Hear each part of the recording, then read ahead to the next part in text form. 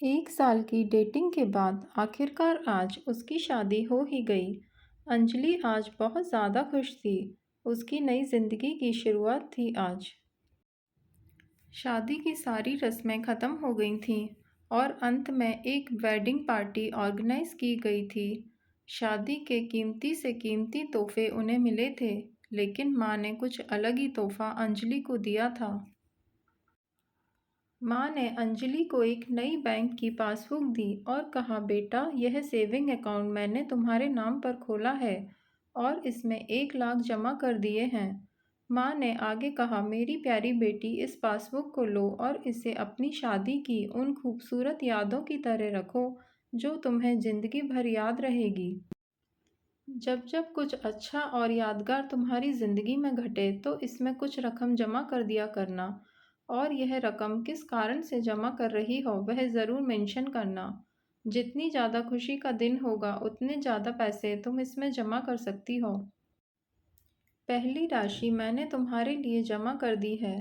अब इसे आगे तुम अपने पति के साथ बढ़ाना, और जब कई सालों बाद तुम इसे देखोगी तो तुम्हें पता चलेगा कि तुमने अपने जीवन में एक दूसरे के साथ कितने खुशी के पल साथ में जिए हैं। अंजलि ने बाद में यह बात अपने पति को भी बताई। दोनों को ही यह सुझाव बड़ा ही पसंद आया और अब वह दोनों ही उस वक्त का इंतज़ार करने लगे जब इस खाते में कुछ पैसे जमा करा पाएं। महीनों बाद उनकी पासबुक कुछ इस तरह से दिखने लगी। 19 जनवरी 10,000। शादी के बाद पति का पहला बर्थडे मनाया। 27 फरवरी 20,000। पत्नी को नौकरी मिली। 25 मई 20,000। वेकेशन शिमला में। 3 जून 50,000। पत्नी प्रेग्नेंट हुई। 22 जुलाई 40,000। पति को पदोन्नति मिली। और ये सिलसिला आगे बढ़ता रहा। पर जैसे जैसे समय बीतने लगा, साल बढ़ने लगे, दोनों में झगड़े होने लगे। छोटी छोटी बातों पर वे अक्सर एक दूसरे के साथ बहस करते, कभी कभी बिना बात के ही झगड़ा करने लगते। धीरे धीरे दोनों के बीच बातें बंद हो गईं। वह दोनों ही अब अपनी शादी के फैसले पर पछताने लगे। दोनों को ही ऐसा लगने लगा कि उन्होंने दुनिया के सबसे घटिया इंसान से शादी की है। शायद उनके बीच का वह प्यार कहीं गुम हो गया जो पहले था। एक दिन अंजलि ने अपनी माँ से बात की। माँ, अब हम साथ नहीं रह सकते। हम दोनों ने ही यह फैसला लिया है कि अब तलाक लेकर अलग हो जाएं। मुझे समझ में नहीं आ रहा है कि मैंने ऐसे इंसान के साथ शादी करने का फैसला कैसे ले लिया था। उसकी माँ ने कहा, बिल्कुल, इसमें कोई बड़ी बात नहीं है। तुम वही करो जो तुम्हारा दिल कहता है। अगर तुम दोनों ही साथ नहीं रहना चाहते हो तो अलग होने में ही भलाई है। लेकिन उससे पहले एक काम करो। तुम्हें वह पासबुक याद है जो मैंने तुम्हें तुम्हारी शादी के दिन दी थी? सबसे पहले उस खाते में जमा सारे पैसे निकालो और उन्हें खर्च कर डालो। तुम्हें ऐसी कमज़ोर शादी का कोई भी रिकॉर्ड नहीं रखना चाहिए। अंजलि अपनी माँ की बात से सहमत थी, इसलिए वह वहाँ से सीधे बैंक चली गई और बैंक में लाइन में लग गई ताकि उसे अकाउंट को बंद करवा सके। जब वह लाइन में खड़े होकर इंतज़ार कर रही थी, तब उसने एक नज़र उस पासबुक के अंदर लिखे रिकॉर्ड्स पर डाली। उसने पढ़ा और पढ़ती गई।